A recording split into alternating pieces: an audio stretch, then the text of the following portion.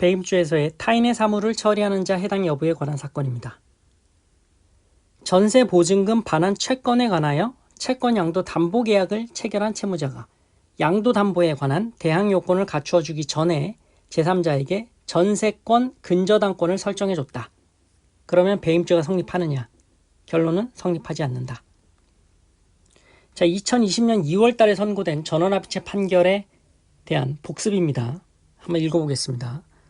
배임죄는 타인의 사물을 처리하는 자가 그 임무에 위배하는 행위로서 재산상의 이익을 취득하거나 제3자로 하여금 이를 취득하게 하여 사무의 주체인 타인에게 손해를 가할 때 성립하는 것이므로 그 범죄 주체는 타인의 사물을 처리하는 지위에 있어야 한다. 여기에서 타인의 사물을 처리하는 자라고 하려면 타인의 재산 관리에 관한 사무의 전부 또는 일부를 타인을 위하여 대행하는 경우와 같이 당사자 관계의 전형적, 본질적 내용이 통상의 계약에서의 이익 대립 관계를 넘어서 그들 사이의 신임 관계에 기초하여 타인의 재산을 보호 또는 관리하는 데 있어야 한다. 자, 전원합의체 판결의 내용입니다.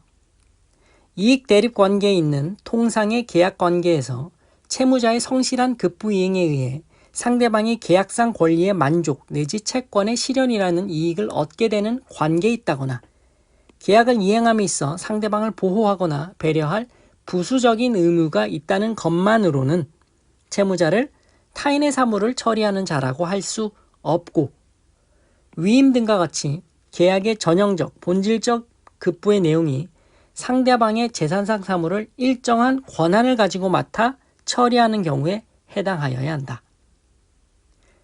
신임 관계가 있어야 된다는 겁니다.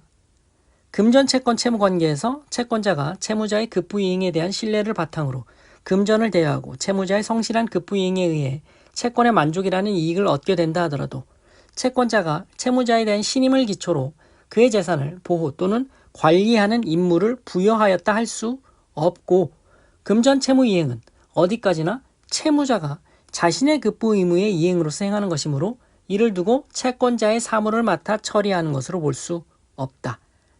따라서 금전 채권 채무의 경우 채무자는 채권자에 대한 관계에서 타인의 사물을 처리하는 자에 해당한다 할 수 없다.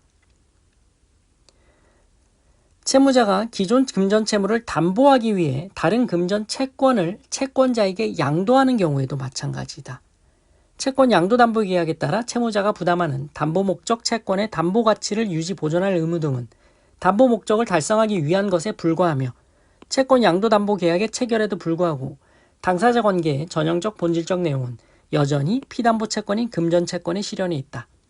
따라서 채무자가 채권 양도 담보 계약에 따라 부담하는 담보 목적 채권의 담보 가치를 유지 보존할 의무를 이행하는 것은 채무자 자신의 사무에 해당할 뿐 채무자가 통상의 계약에서의 이익 대립 관계를 넘어서 채권자와의 신임 관계에 기초하여 채권자의 사무를 맡아 처리한다고 볼 수 없으므로 이 경우 채무자는 채권자에 대한 관계에서 타인의 사무를 처리하는 자에 해당한다고 할 수 없다. 자, 2020년 2월 2019도 9756 전원합의체 판결 숙지하시기 바랍니다. 그래서 이 사건은 피고인이 피해자에게 금전을 차용하면서 그 담보 목적으로 전세보증금 반환 채권을 양도해 주기로 하는 채권 양도 담보 계약을 체결했음에도 채권 양도 통지를 하기 전에 제3자에게 그 전세권 근저당권을 설정해 줬습니다. 그래서 배임죄로 기소가 됐죠.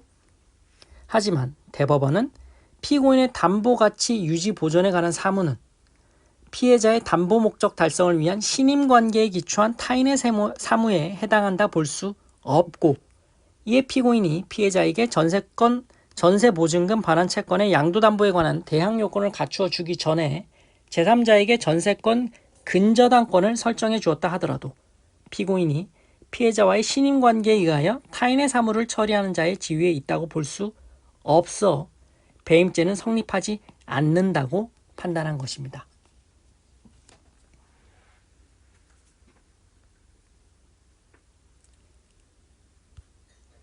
자, 이미 잘 알고 계시는 내용을 다시 복습을 하는 차원이었습니다. 잘 정리해 두시기 바랍니다. 마치겠습니다.